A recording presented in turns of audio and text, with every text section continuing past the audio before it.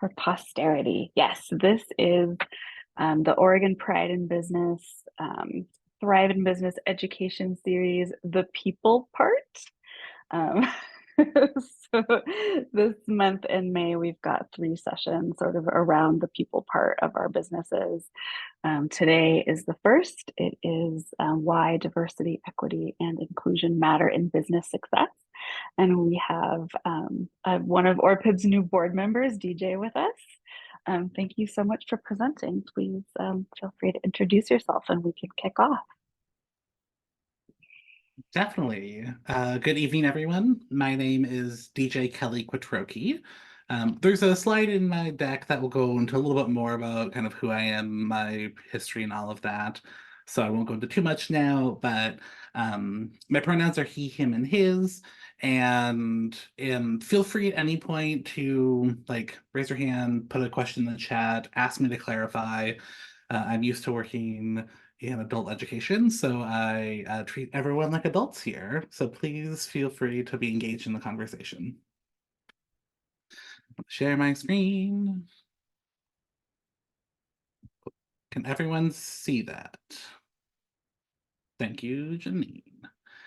Alrighty, so we'll get started. Why diversity, equity, and inclusion matters in business success.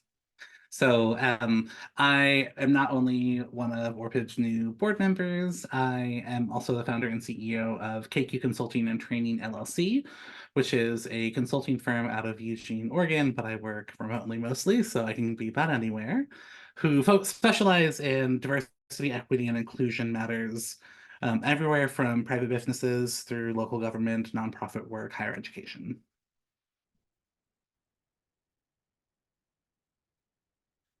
There's a lot of text here, and I usually don't just read directly off of a slide, but I think this is really important, so I'm going to for this one. This is my land acknowledgement. So the city of Eugene is located on Kalapuya Ilihi, which is the traditional indigenous homeland of the Kalapuya people. Following the treaties between 1851 and 1855, the Kalapuya people were dispossessed of their indigenous homelands by the United States government and forcibly removed to the Coast Reservation in Western Oregon. Today, Kalapuya descendants are primarily citizens of the Confederated Tribes of the Grand Ronde and the Confederated Tribes of the Siletz Indians, and they continue to make important contributions to their community, to Oregon, and the world. In following the Indigenous protocol of acknowledging the original people of the land that we occupy, I also extend my respect to the 9 federally recognized Indigenous nations of Oregon. The Burns Paiute tribe, the Confederated Tribes of the Umatilla Indian Reservation, the Confederated Tribes of the Warm Springs, the Coquille Indian Tribe, the Cow Creek Band of the Umpqua Tribe of Indians, and the Klamath Tribes. I also express my respect to the many more tribes who have ancestral connections to this territory, including the Chinook Indian Nation and the Fort McDermott Paiute and Shoshone tribes, as well as all of the other displaced Indigenous peoples who call Oregon home. I think it'd be really disingenuous to do a conversation about diversity, equity, and inclusion without a land acknowledgement, especially of this depth. You will not be required in the same way if you are a part of many other minoritized groups to understand whether your identity is federally recognized, which tribe you're a part of, what's the history that we do with Native ancestry. And so for me, it's more than just who was living here and the history there, but the acknowledgement of the 9 tribes who are throughout Oregon, but also all of the other tribes as well that are valid, just not in the same way because the US government has said it's not, which is unfortunate to say the least, and pretty harmful to Native sovereignty.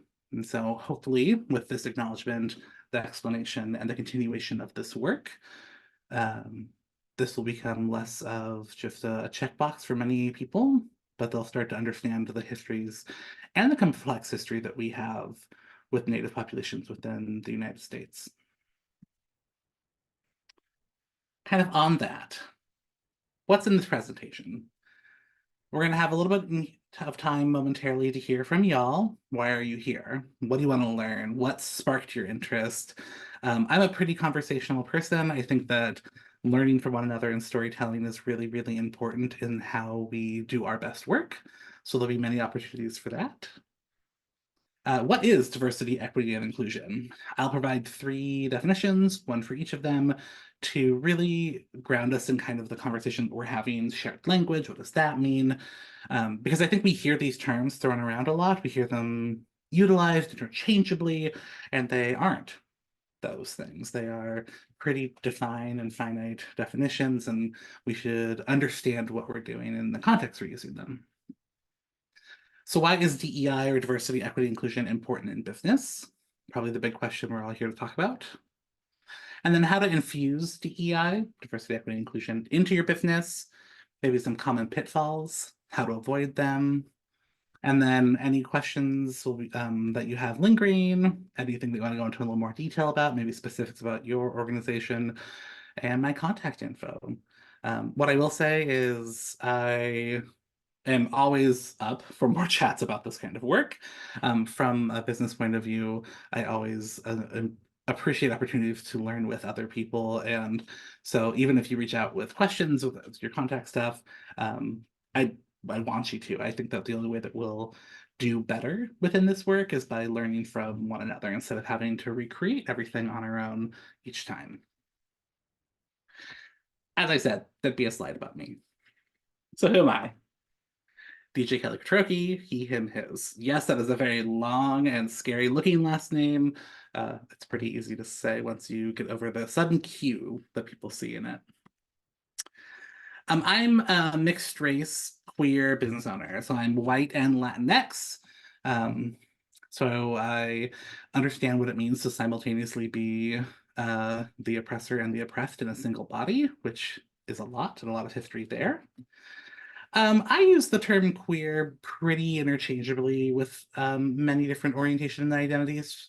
Um, I am in a same-sex marriage, so people say I'm gay. I also utilize the term pansexual a lot, so it really depends on the day.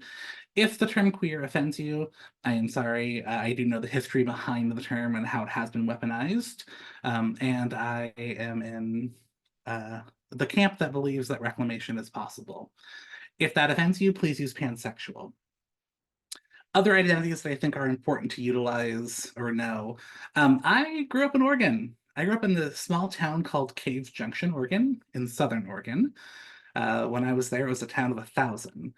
Um, so I moved there when I was 5. So I say I'm an Oregonian because my entire understanding, context, and raising was here. I went to Oregon State University, so I lived in Corvallis for 10 years as I did my undergrad, my graduate work, and some professional work as well. And currently, after kind of going away from Oregon, seeing parts of the country, the US, and then coming back, I live in Eugene, Oregon, where I have settled down. My husband and I bought a house, and we are living the life here. I also identify as someone who deals with mental health issues. I'm a high functioning anxiety person, high depression, which is great to live in Oregon and all of the gray all of the time. And I say that I'm temporarily able-bodied. I currently can do about everything I need to do in my life without assistance. So that's why I'm able-bodied. But I also understand that it takes walking off the curb the wrong way or a freak accident to change that paradigm. So hence why you might hear me say that term temporarily. Professionally, I mentioned my education, but I have a background in DEI strategic planning, higher education administration, leadership development, and supporting nonprofit organizations and local government. It's kind of all over, but I think that's the exciting part about DEI, or diversity, equity, and inclusion work. It's needed everywhere, whether it is in my own personal business, whether it's in something that is highly structured. I think that we can, as long as we understand the baseline and the tenets, we can ratchet up or ratchet down based on size and need of organizations somewhat easily. I do have about over 10 years experience working in higher education, and I note that mostly because while it is higher education. What that really has given me is a lens of how to work within systems that were not designed with supporting DEI or these identities, have been kind of retrofitted in some ways to do some of this work. But again, inherently, the core is not there. So I'm used to working with systems that are not designed for people like me, and still trying to do the good work. So now this is where I get to hear from y'all. So why are you here? I want to hear about what attracted you to this workshop. What are you hoping to learn? I am going to take some notes. So if you pop them in the chat or you want to unmute yourself, please feel free. But this will help me to ensure that not just the information I've prepared is addressed, but if there's anything that I've missed that you were like, dang, I really wish that was covered, I might be able to either talk about it now or follow up with you afterwards. Hi, I'm Sarah. I'll go first. Um, First off, a networking assignment was a requirement for one of the courses that I'm taking at PCC this term. And I had trouble kind of finding one that like perked my interest and seemed like something that I genuinely wanted to learn. A lot of it was like accounting or like marketing. And I was like, that's not really what I am looking to do.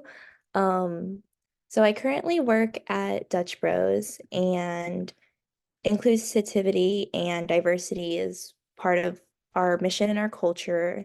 And I want to continue and like work up the ladder per se and do management with them. So I'm hoping to kind of just learn more of like why it's important and why it matters. Like obviously I know it does. I'm half Filipino, half white, so I'm definitely related to the what you said about being like the two opposites in the same body, for sure. But I want to enable the ideas and like mindset into myself so I can kind of like get ahead of the game because it's a lot easier to build a solid foundation and build upwards from there instead of trying to like, oh, well, like I'm already in this management role, but like I should be doing this too. Like, let me try to learn it now. But if that's something I'm already incorporating into like my lifestyle and my like work life, then I think it would make my transition into a leadership role a lot easier. And it would just make the experience nicer for myself and everybody around me, which is something that I'm really wanting to do. I'm never going out looking to try to give someone a hard time or have a negative experience with me. I always want to make a positive impact on someone's life, even if it's something as like, oh, I made them smile today. That's a win. Thank you, Sarah. Sure. And thank you for your vulnerability sharing identities, but also I love me some Dutch Bros. I grew up a half hour away from where it started, so I have a deep fondness for the work you do. Thank you. And I'm addicted to caffeine, so it all works. Aren't we all? True. I will go next. I'm Dave Bjorn. I'm a he, him, his, cis, white, gay, and bald is how I identify. I am a consultant with a background in strategic planning, policy, health equity, contracting, RFPs, and implementations. Worked in a lot of different industries over my lifetime. I'm almost 50 now, so it's been a long lifetime. I work a lot with health equity, and I'm currently helping an organization to get accredited by NCQA, National Clinical Quality Group. And in order to get that accreditation, they need to first and foremost be organizationally prepared, which is their DEI program. I am super familiar with equity and inclusion, not so familiar with diversity and how to promote it in the organization, specifically putting together a work plan, identifying where the needs are, where the opportunities are, and then putting together a work plan and following it through. Do that very well from a clinical quality perspective. And I just kind of want to hear a little bit more so I can get some of the terminology and like words that I should be using to kind of convince those in the organization of the importance and also just take the, for lack of a better term, stigma out of it, like the anger out of it. People feel like when you say that they need to be more diverse, that you are chastising them. And that's not what we're doing here. So that's why I'm here, just to get a little bit better focus on some of the terminology and ways to approach diversity within the organization. Thanks, Dave. I think that you're right to use the word stigma, so don't feel like you need to shy away from that. I think that in the past 10 years, we've seen a big shift of the demonization of some of this work and what it means, especially from a race point of view, race and ethnicity. But I also think that you are correct in the sense of like, this doesn't mean we're talking about it that you yourself are bad or that you are being chastised, and what does that mean?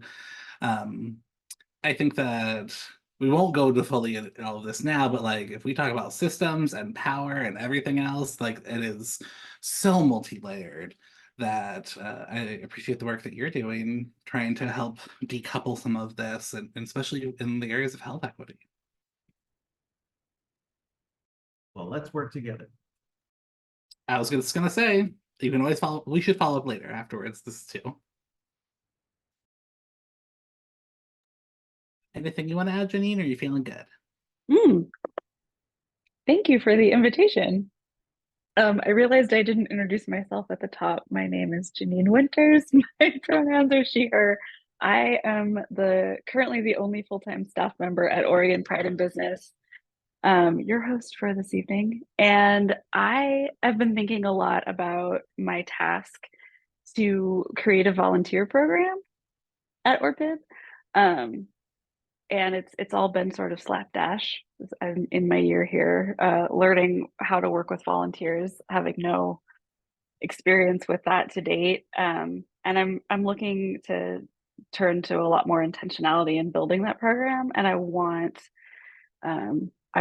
working with ORPID to be accessible, and I want to meet people where they are. And I'm sure that there's a lot I don't know even about reaching a more diverse volunteer pool. Working with volunteers, you inherently get really, people tend to be pretty privileged. They've got time to give their labor away. So that's the lens that I come here with this evening, DJ. Thank you. Thank you. You and I can always check in about this too, but I've done some work creating boards to explicitly reach out to areas of color within organizations or in spheres, trying to get this information of how do we decrease barriers in involvement, especially in unpaid opportunities. Even though I believe that labor is labor and we should be paying people for their labor, sometimes that's not a possibility. You have to build up to it, and I understand all of those points, but so we can always talk about that offline too. All right, I'm gonna share my screen one more time and we'll keep going.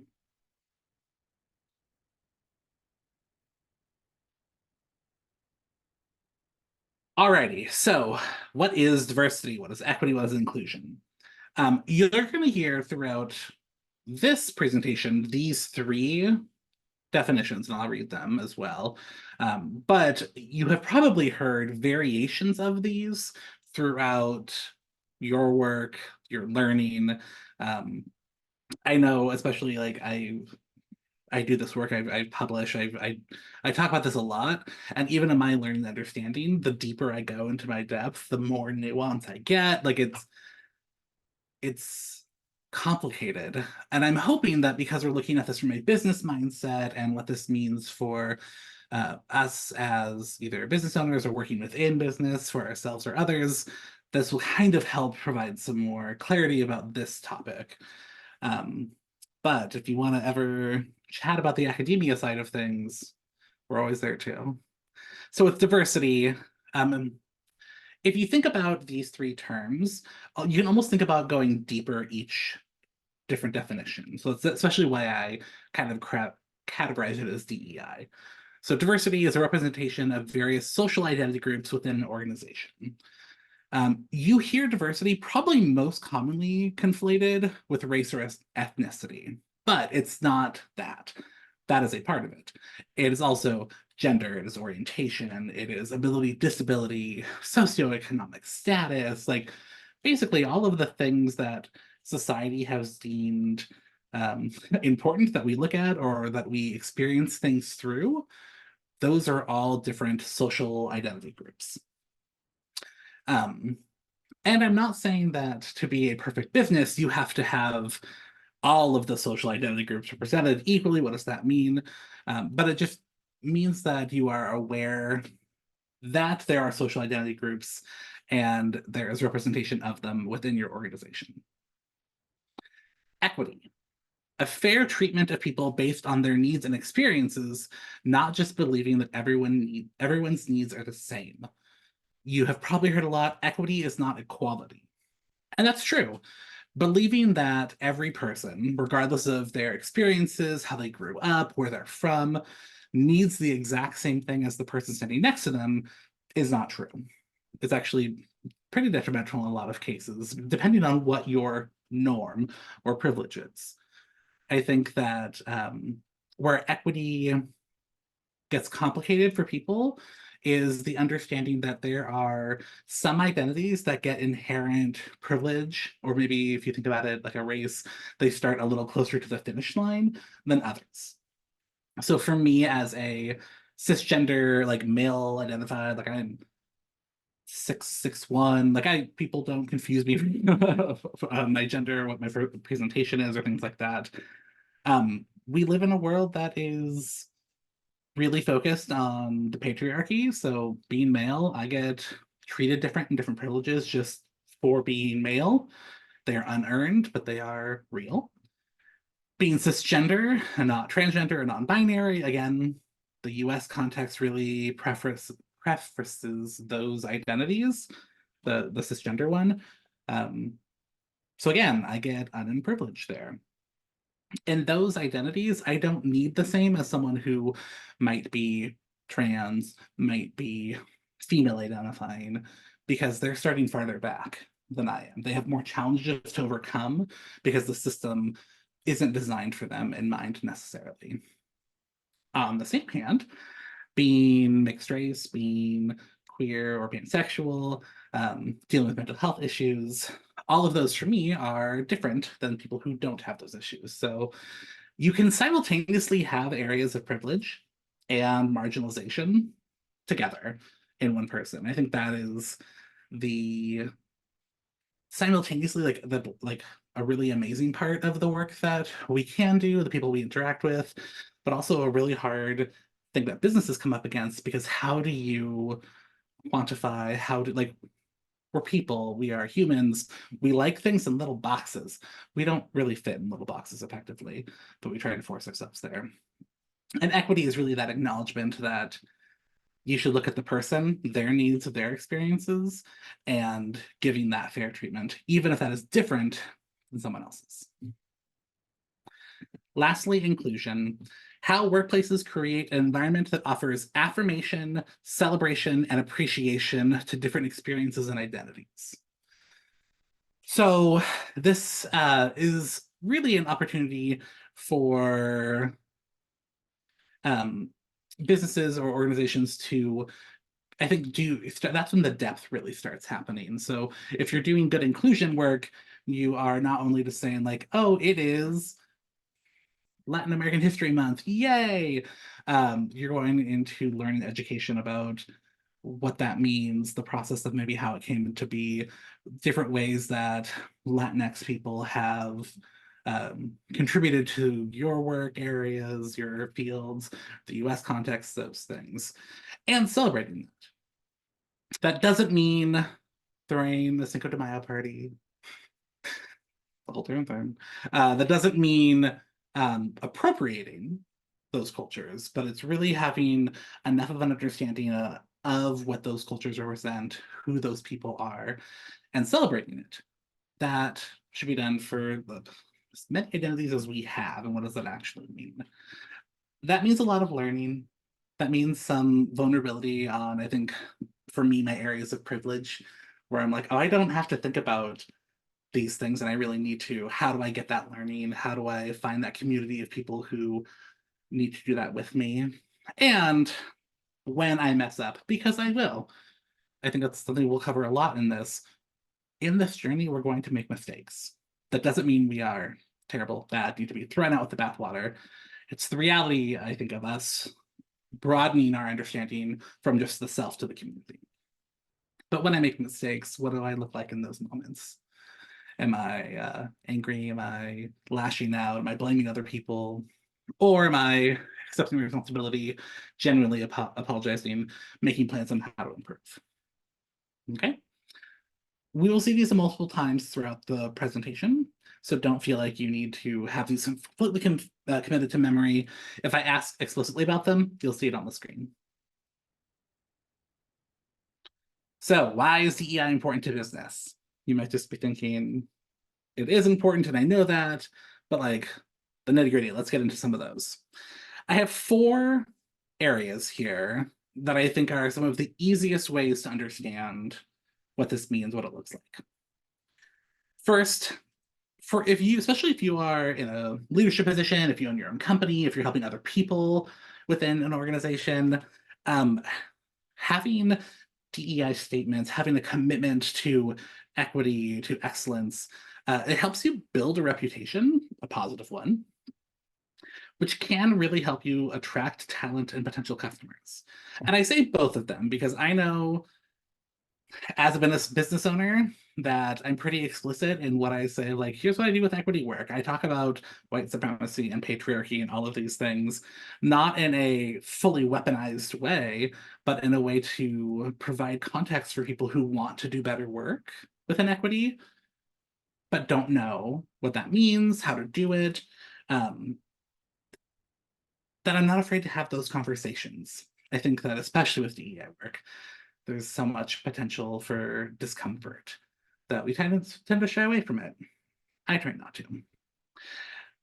I think also if you're in the position of hiring, you want to be able to hire folks based on their expertise and what they bring to an organization, not just do they check all of the boxes of people like me.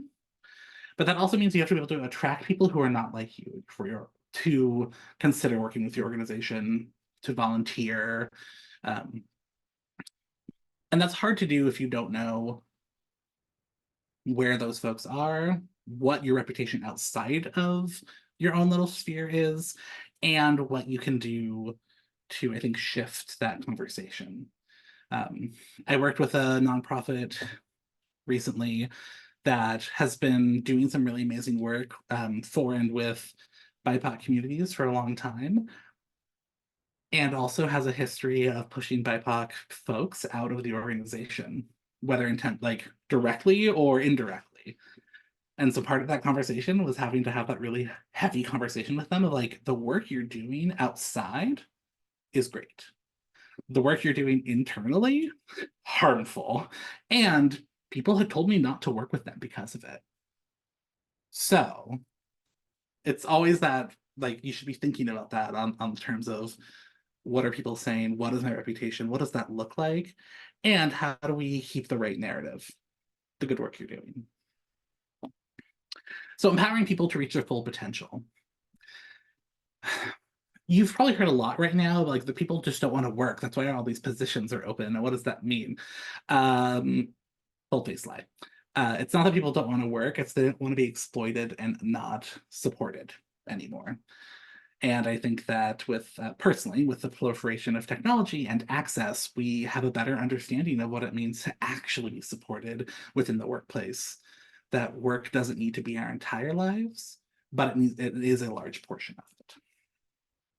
By centering DEI components and understanding and learning, you have an opportunity to learn how people learn, how they show up, how they engage, what they bring, and then empower them utilizing those skills that they already have to reach higher potentials. This goes into our third point, which I'm still going to kind of blend together about employee retention.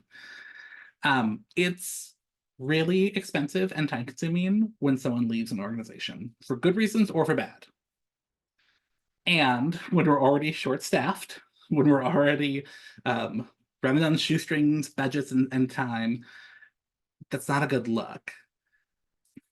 I left an organization in my career. It took them over a year to even think about filling my position. and I was doing equity work for them. So and a lot of the reason I left was because I wasn't being supported, wasn't being empowered to really do more that I could do.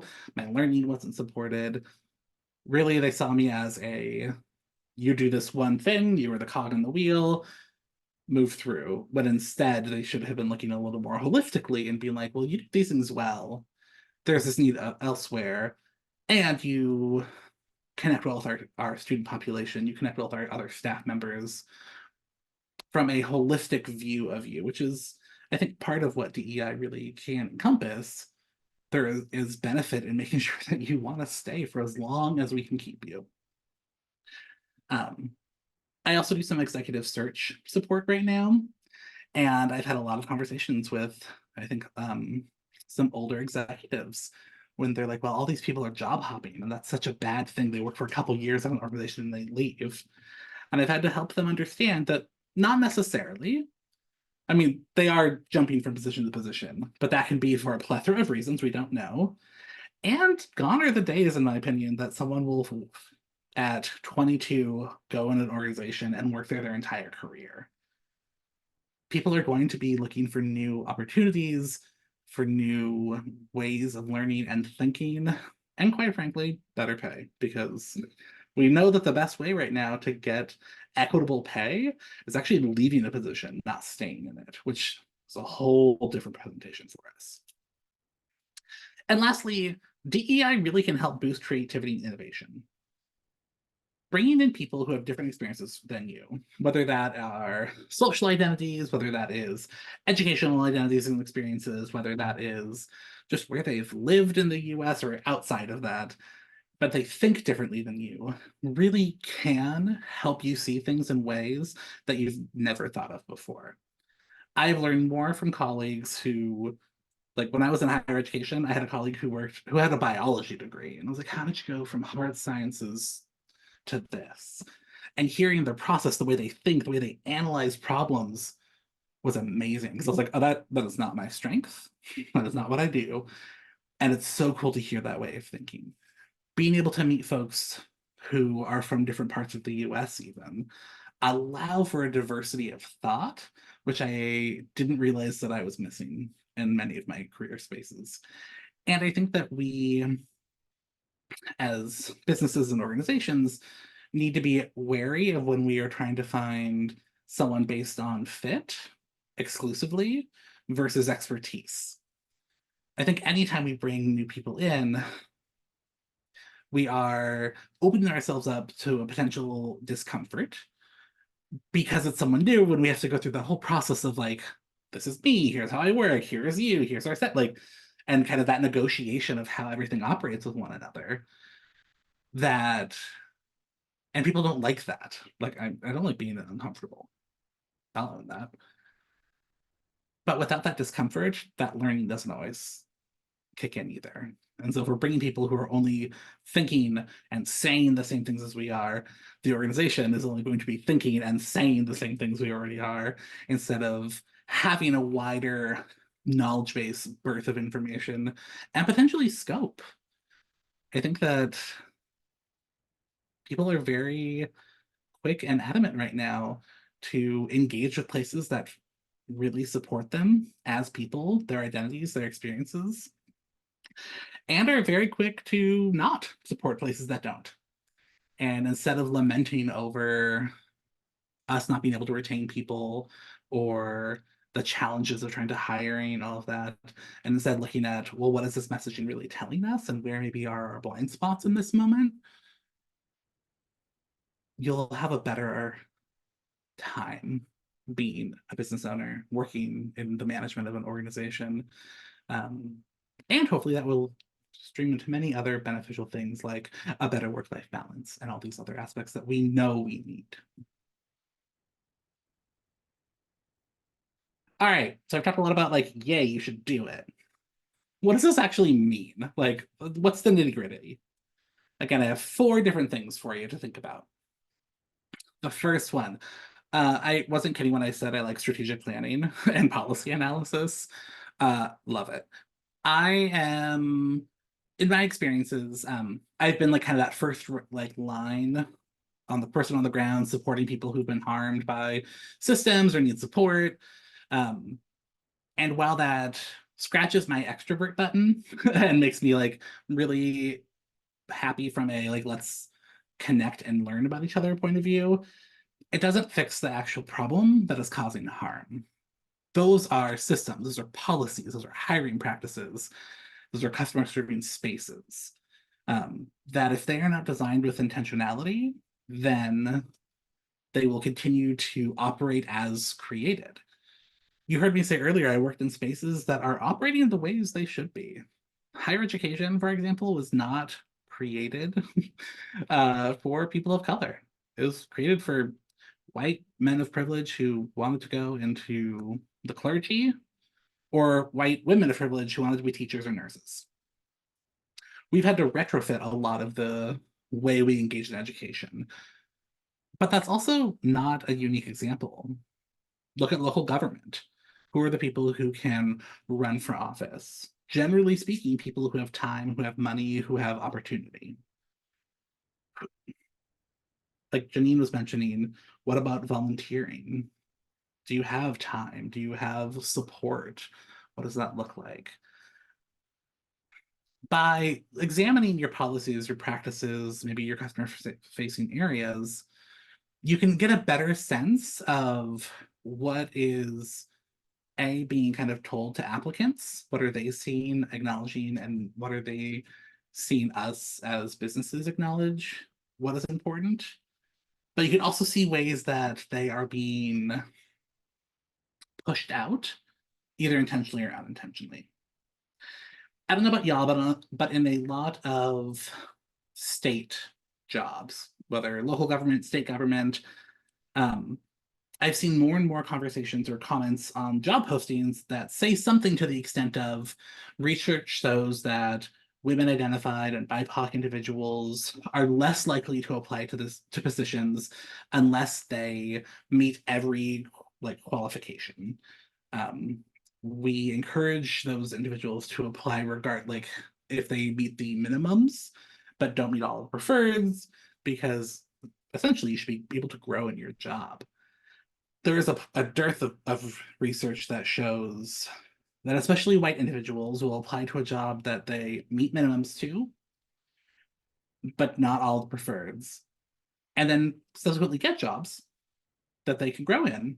But people of color, women identified folks, people within the LGBT umbrella have a different hesitation around that because they want to show competence in a way that is different than people of privilege, and therefore won't apply to something, even if they are qualified, because they don't meet every tick of the box.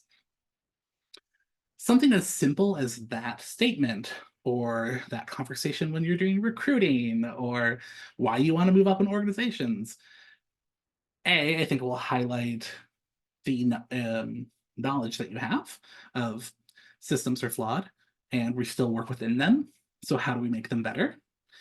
And you never know who you're gonna find who may not tick every box that you're looking for right away, but brings a really amazing point of view, perspective, experience, can hit the ground running in a different way, and ultimately change the way you do your work.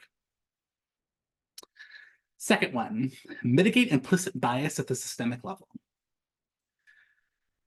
Every one of us has implicit bias, full stop. It doesn't matter how many privileged or marginalized identities we have, how much work we have done, we all have them. They are things that we have been taught from when we are children. They are ways that we've been socialized. That they are things that we need to kind of maybe soften and unlearn. That work is really hard. It's like you're fundamentally changing the way you think while also thinking about it. I think a lot about it's the like driving downhill, building the car as it's already moving. The reason I would talk explicitly about implicit bias is because these are things that we may not also know that we have bias in or know how it shows up. Obviously, if you have explicit biases, you should work on those. But I think implicit biases are in a lot of ways even more difficult because we don't know it's a problem because it's in our own head and we've always operated this way.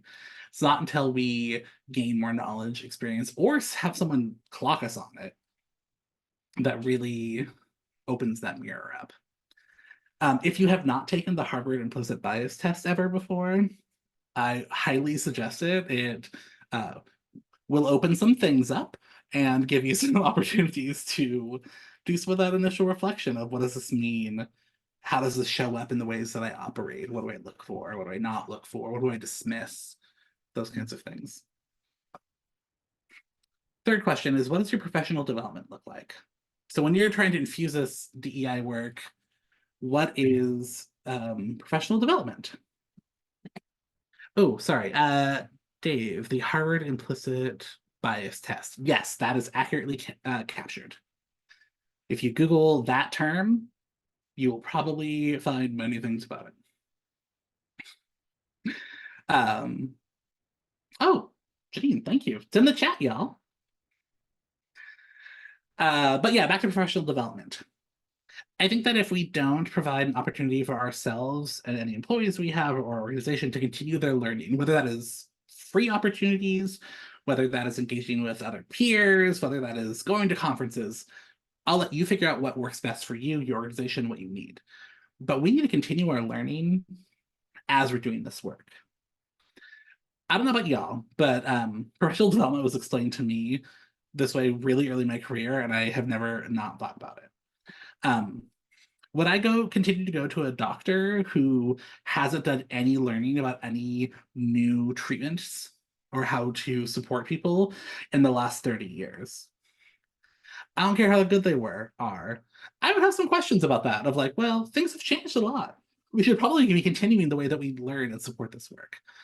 You can substitute almost any, like, I think really any medical, any trade school, like any identity in that or profession in that, and might have a similar response. We should think of ourselves in that way too. The world is changing, and we have access to information in a way that we've never had access before. So it shouldn't be as hard as it seems to continue our understanding and our learning as long as we make time for it. So I would say, how do you infuse DEI work? Continue the learning that you can do, push yourselves and commit to doing that, and really dedicate it. I think it's really easy to say, oh yeah, I'll do it. And then a year goes by and I'm like, oh, I haven't touched anything that I wanted yet. It takes intentionality, and that can be hard, but it can be done as well. Lastly, understanding cultural differences and norms. So I talked earlier about that statement around female identified or BIPOC or queer folks who don't apply to jobs similarly as people of privilege. That's not a one identity or example issue. Again, the ways that we were raised, the cultures, experiences we've had, the ways that we pass on information, all of that shapes us. And so if we are operating in spaces that, again, are designed for an explicit identity or experience, and we don't fit that, it's going to be harder to engage, it's going to be harder to stay, and ultimately it's going to feel like we're not wanted. So by understanding cultural differences and norms, and I'm not saying you have to have all of this baked 100% great before you do work, but being able to commit to doing this and gain your understanding and learn from other people and experiences, you'll be able to show that you're kind of like you're walking the walk of the talk you're trying to do as an organization. This can be everything from knowing like what code switching is. If I say that term, you can just put in the chat or raise your hand. Do you know what code switching is? And if not, that's fine. Cool. David messaged me that yes. Do it all the time. Yeah, Dave, you're right. We do it all the time. It's something like in-group, out-group dialogue, depending who I'm with and what hat I have to wear, might mean that I speak differently, I engage differently, I might dress differently. I'll admit this is the first polo I've worn in a long time, because when I do work from home, I don't need to wear a polo. So it's code switching. It's everything like that.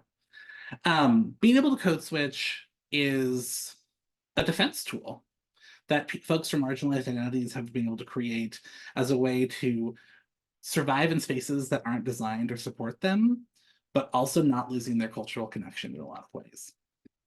So think about that when you think about, oh, like my LGBT identity. I act and talk with other queer people differently than I do when I work in the space of mostly straight people. It's not that I don't want to build relationships across identity.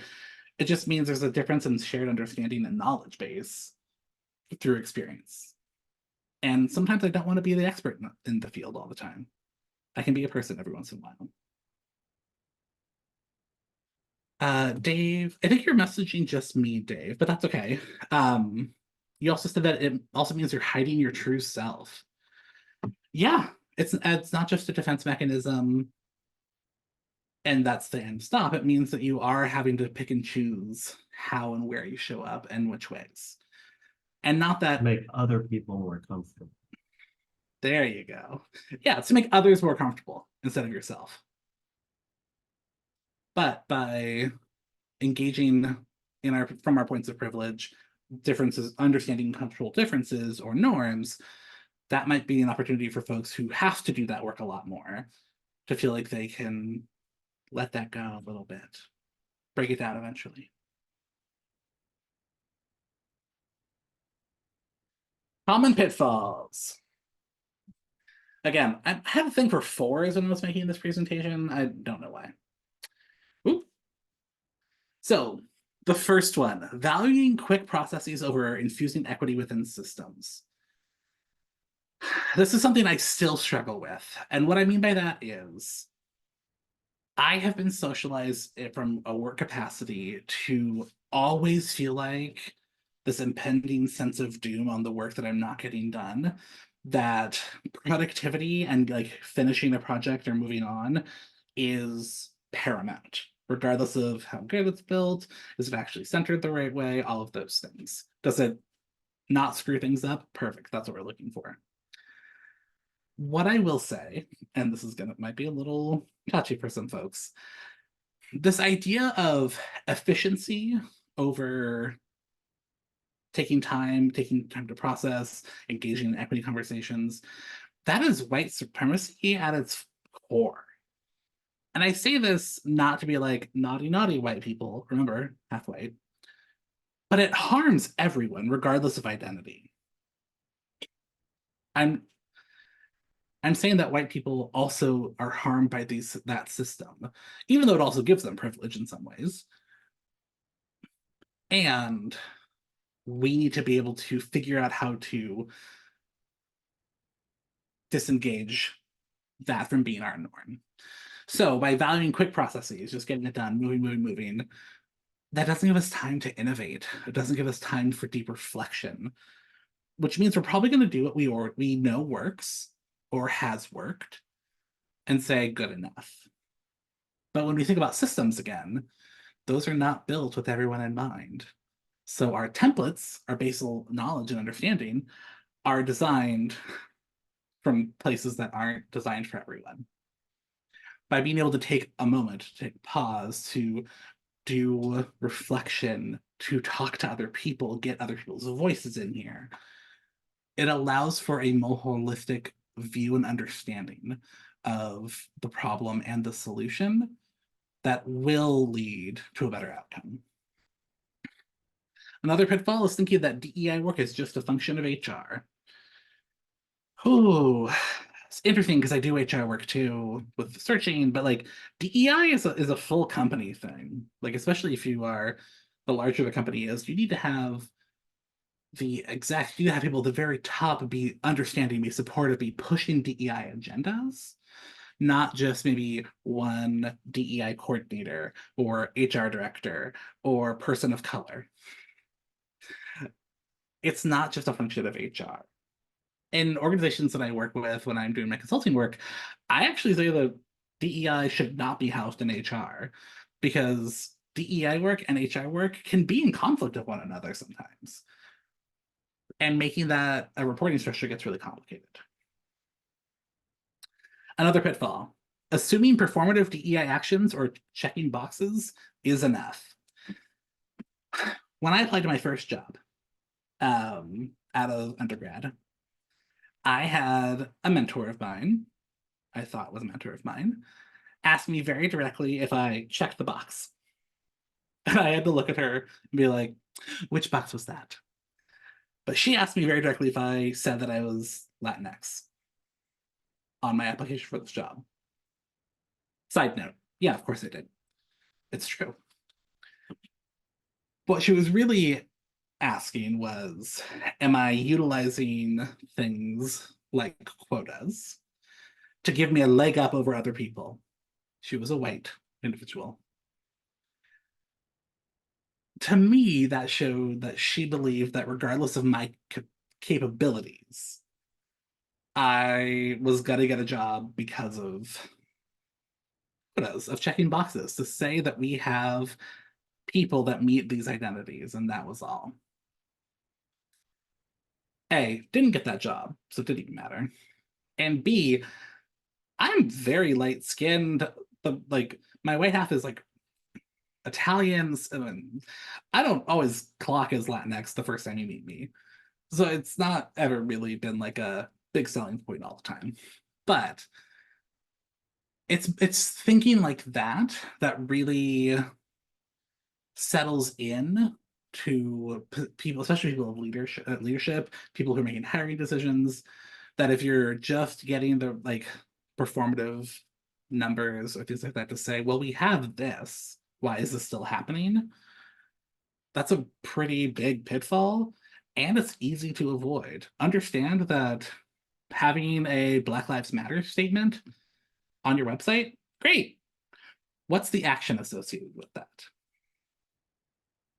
We're seeing the falling out of this outcry in 2020 of the murder of George Floyd and many other Black Americans, and all of a sudden all of this money and energy being put into creating chief diversity officers and all these, and it's 4 years later, and over half of those have been eliminated.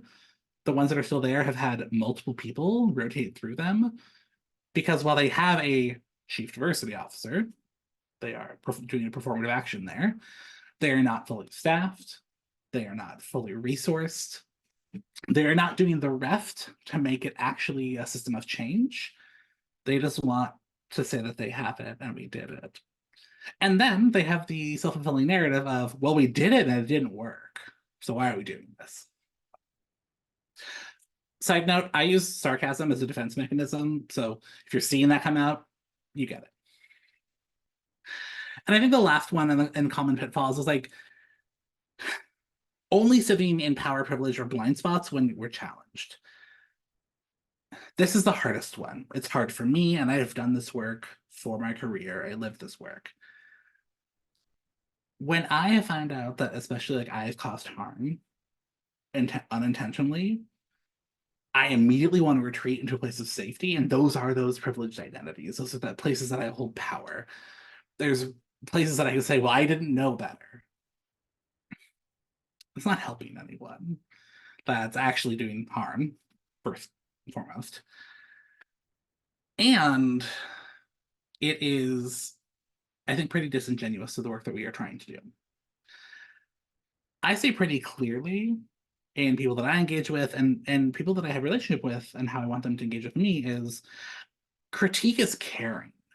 Obviously, not just doing a drive-by and throwing it at them, but like being able to like engage in that process of here's what you did, here's how it impacted me, what do we go from here?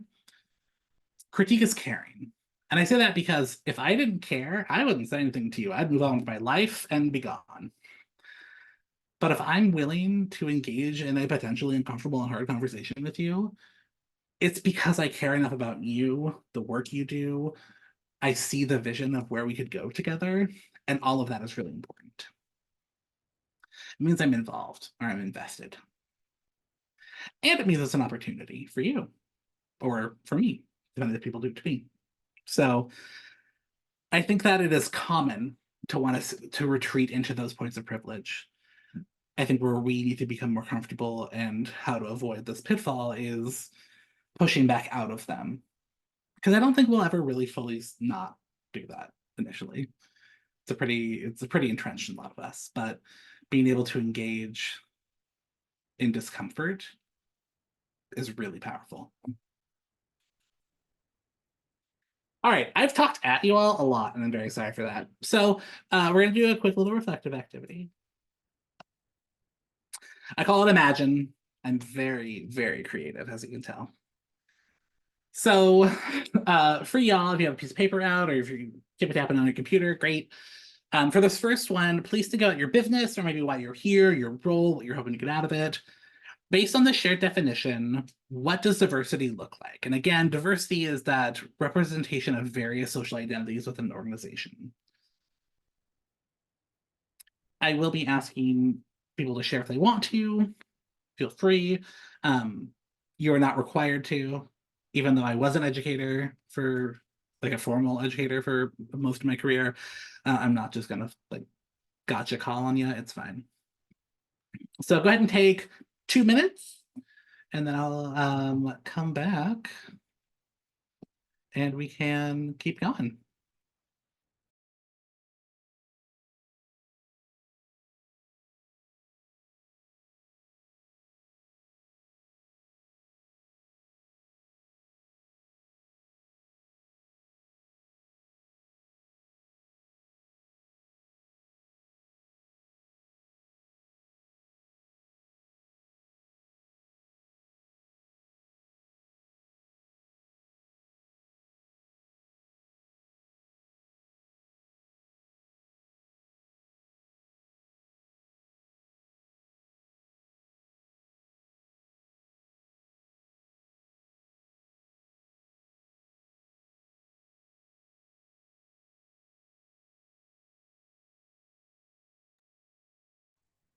Buzzed in.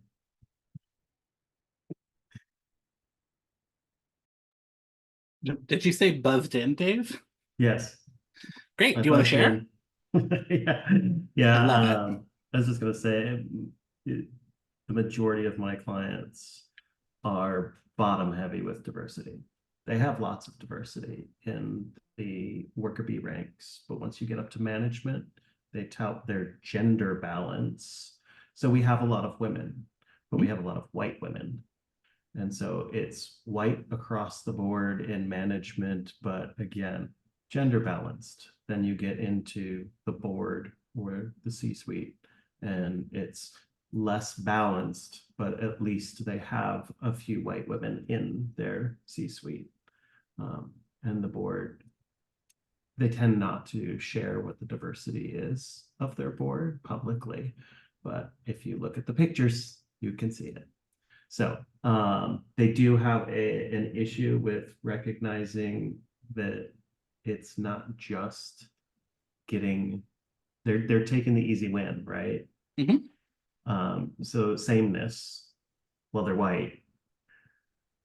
These are, our wives. That we'll pull them up, but we're not going to pull up the, well-performing Asian gay woman. Because, well, she didn't speak up. Okay, so now we're starting to put stereotypes onto the, like, Asian women are quiet, right? They don't want to speak up. They don't want to put themselves out there. Wasn't chasing the promotion, right? So we didn't give it to her. And that's absolutely, well, I will say I'm not in the experience of making the decision for that particular person. However, I would say it seems very much like you did not do a good analysis of that person's skill set. Yes, I love the clock of they have diversity and it's the rank and file. It is the lowest folks, maybe the easiest hired, or people potentially the people who go through a system pretty quickly. But if you look Well, at and working with large healthcare organizations, they do tend to have more women in positions of management simply because women tend to pursue those jobs. They have the skills, they're a licensed nurse. So the diversity kind of happens naturally when you're talking just about gender balance. Definitely. Yeah, it's interesting to see where the line of assumed like gender roles is within healthcare. People, I would say, that are probably doing the actual patient engagement all of the time, the support, all of that, probably are women, female identified folks, because it is still seen as women's work. And so that's why you always get the like, oh my gosh, when you have a male nurse or even a female doctor. Oh, I'm waiting for the doctor. No, that is the doctor. It's why that you'll hear a lot of conversations, especially within healthcare and med school, about the importance of like Black women in the medical field, because they're not treated well in our current systems. And again, I don't think always intentionally, like it's a goal. But I mean, up until recently, it was still believed that Black women felt less pain, full stop, than white women. That's wrong. But anyway, thank you, Dave. That is a great example. Anyone else, or should we move on? Yeah, I'd like to share. All right. I kind of took this prompt in a more like a different direction. Love it. The biggest point of diversity that I notice at my stand and just throughout our region is differences in personality and how everybody interacts with people, how they communicate, what do they do when they get stressed? Do they lash out? Do they shut down? And it's trying to balance all of these different characteristics and personalities and trying to get them to mesh well together. And I've noticed when you have a very encouraging, willing group, I've seen coworkers, I've seen myself, I've seen my manager, I've watched all of us grow even in the past year that I've been there because they're willing to take those steps. And like for me, the first step of growth is, dang, well, like I really dropped the ball on that. What do I do to fix it? And a lot of times it's being able to go to someone and be like, hey, like, dude, I really messed up. And they're like, yeah, like, like, how can I help? Can I support you? Would you like me to like talk with you? Do you want me to talk to so and so and get you connected with those resources? And I've noticed that like myself and others, they always respond so much better to that than like, yeah, dude, you really did messed up. Like, oh well, like it happens. It's like, yes, it happens, but you have to take the accountability and have people around you that are willing to help you non-judgmentally. Because it takes a lot of vulnerability to go to someone and be like, I messed up. Because nobody likes to admit they're wrong. Nobody likes to feel wrong. Nobody likes feeling down and bad about themselves. So taking that initiative is A, really important, and B, vulnerable. So being able to support that vulnerability, I think, is one of the more important characteristics of my manager that I've noticed. And I'm definitely wanting to like embody that because she gets like all of our different personalities to like work so well. And she encourages us to grow and talk with each other. And like you can learn something from everybody. Sometimes it's, oh, I like this style, or hey, I didn't like the way they handled that. If I find myself in a situation, maybe I can do X, X, and X differently.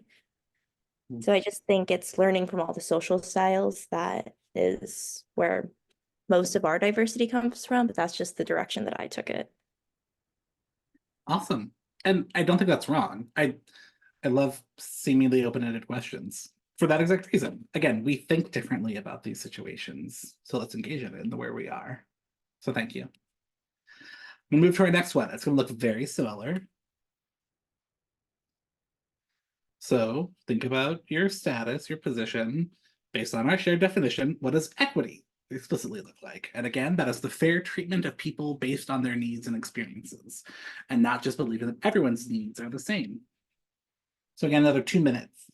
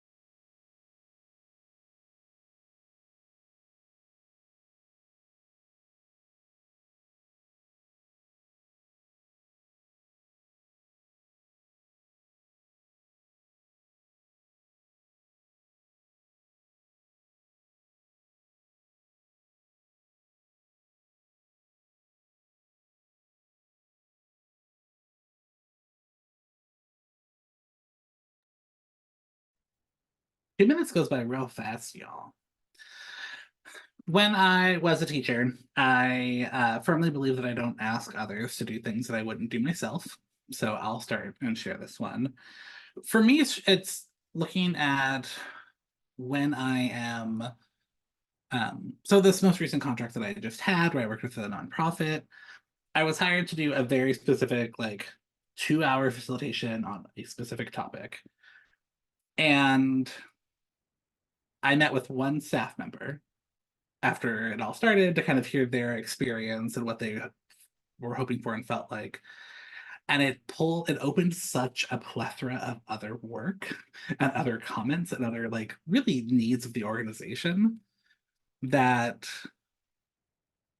of my own volition, I went much farther into. I met with almost every staff member after the board. I wanted to really find this where the disconnect was between this organization and their staff, because most of the staff, again, were people of color and being more harmed than some of their white counterparts.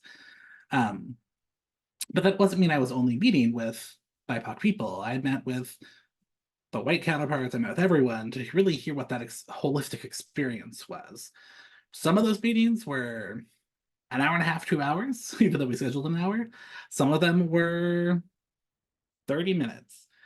I met people at where they were, what their needs were. And I then went back to the person who I sent the contract with, the board chair, to say, hey, I know you wanted this conversation. Here's all of the other things I've learned. I think this is a more important conversation, so you can get to there.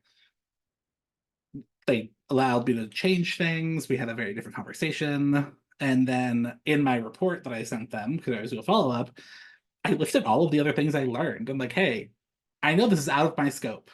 This is not what I was not digging for this. This was freely given, and therefore you all should really know this. I could have, letter of the contract, not done any of that. And it's been like, nope, we're going to have this conversation. I'm going to get my money. I'm going to move on. But that's not how I operate. For me to center equity meant the adaptation was needed, the change, the better work, in my opinion.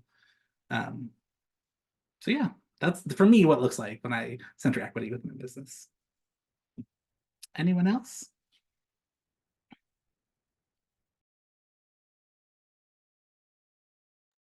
Sure. I look at equity from I need to understand first what the challenges are, right? The SDOH in my line of work, the social determinants of health, things that are outside of what I provide, but affect the ability to attain the same level of health. So what we tend to do is dig into the data and then disaggregate it so we can get the intersectionality and figure out exactly who we're building the solution for. And when it comes down to it, you may find that you have a disparity in a group that then has multiple subgroups. And I want to approach each of those where they are. So maybe I have Black women that are not getting postpartum visits and they are in a rural area. And then I also have Black women who are not getting postpartum visits, who are over age, 35. I have Black women who are identified as lesbians that aren't getting their postpartum care. Whatever the case may be, each of those may have a different preferred method of receiving their care. They may have different reasons for not having gone back to the doctor. The big one is one that you talked about, right? So if I don't find doctors that look like me, and I'm going to an old white guy and the old white guy treats me poorly, do I want to go back to him after I have my child? I did the job, right? Now I'm going to go raise my kid in a safe space. You're not a safe space. So anyway, to just keep it at equity instead of going all the way down, just saying you have to identify what the challenges are in order to mitigate those barriers to whatever the thing is. That could be that we, look at the fact that we have a single dad who isn't available to work after hours or overtime or anything like that, but is the work that he does during the 8 hours that we pay him for. Is that good enough? Is he doing great work? Or am I going to give it to the guy who does crappy work, but stays late and does overtime and whatever because, well, he doesn't have kids, so he's prioritizing us over them. That's not equity, right? Equity is giving everybody the same opportunity to achieve. So that's my speech. Thank you, Dave. And I know that there are probably more, but I have a couple more questions and I want to be aware of our time. So I'm going to move on, but Janine or Sarah, hopefully you'll jump in for the next one.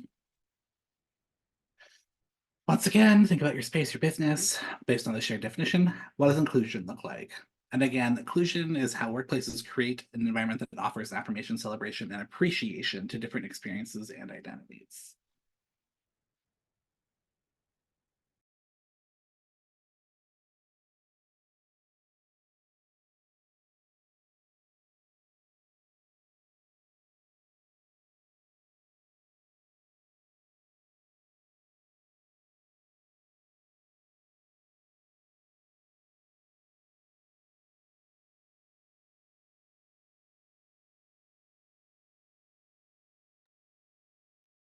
I know that's not a whole lot of time, but anything kind of percolate up for anyone?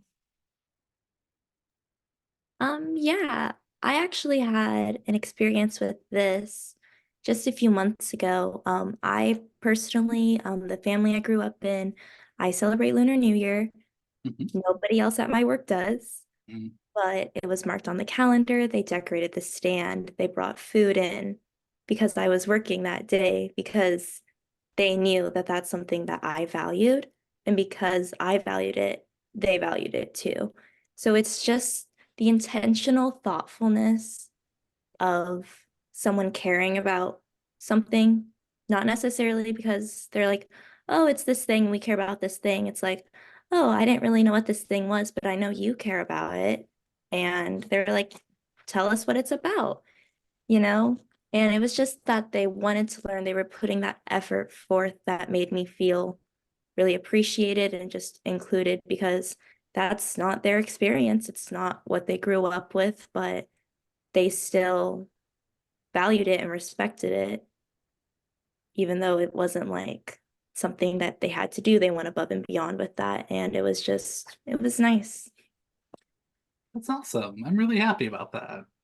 Yeah, it's that intentionality of you didn't have to do this, yet you did, and it was like, I don't want to say selfless because they gained things out of it, they learned and things like that, but it's so easy to feel like, oh, it's not my experience or lens, so I'm moving on.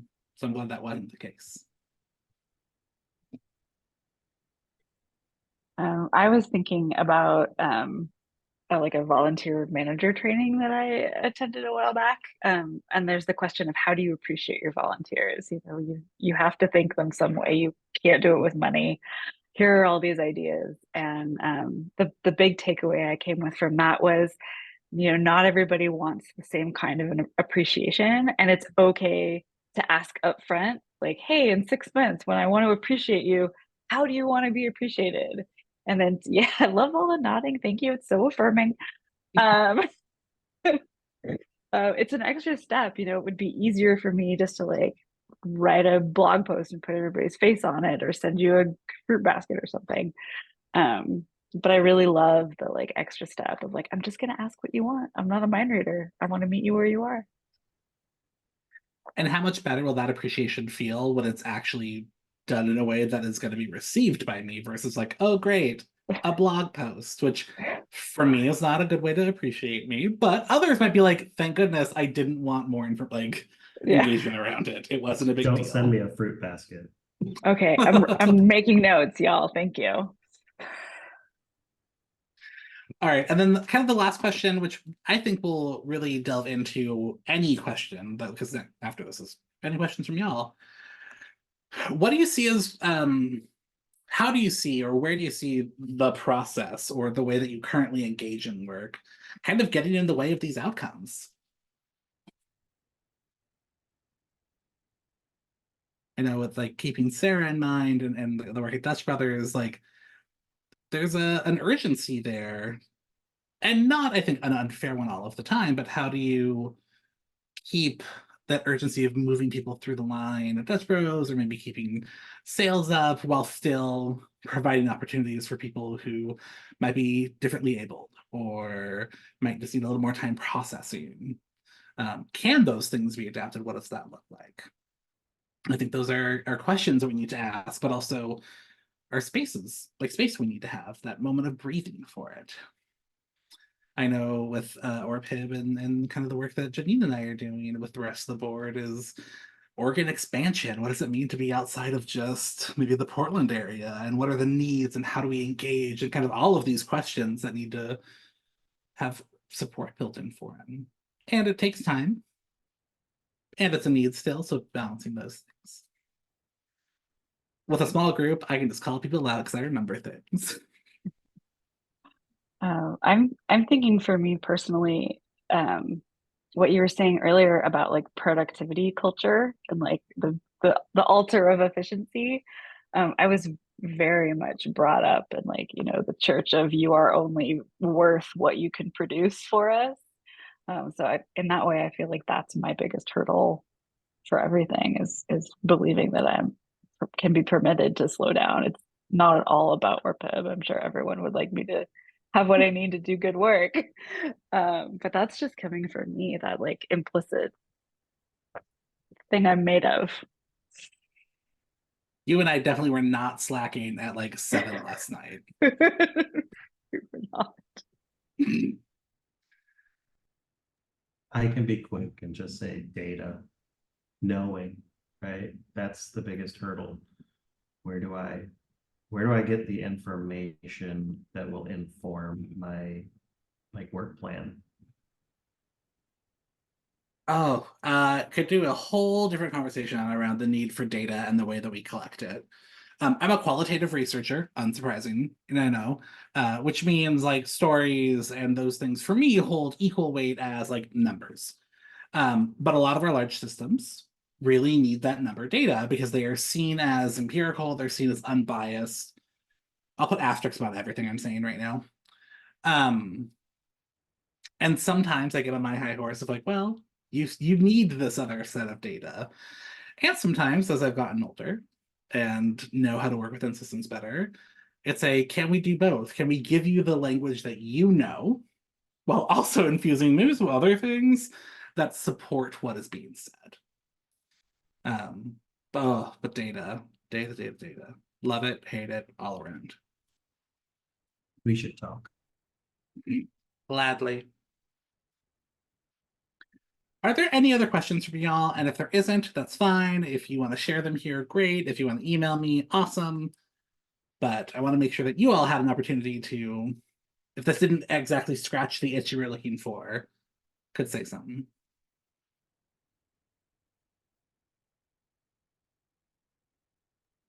I'm good. Cool. I'm also good. Well, thank you. Thank you. I full transparency did not expect to take 80 minutes, so thank you for filling in there and hanging in. Here's me. Here's how you find me. My name, the business I have, Beth email, dj@kqconsultingandtraining.com, or go look at my website. Please don't make fun of it. I made it myself. But it's kqconsultingandtraining.com. Or if you're involved with ORPIB, you will see me probably more and more in this sphere, as well as I think I'm like 2 weeks into being an interim board member. So, you know, fly by the seat of my pants. But thank you all so much, and thank you for spending a Tuesday evening with me. Thank you, DJ. Have a great Yeah. night. Yeah, you. thanks so much, DJ. Thanks. Thank you, for the- everybody. Yeah. It's great to have you with us. Absolutely. Have a Good good night, job, guys. DJ. Good night, Sarah. You can probably start the recording too.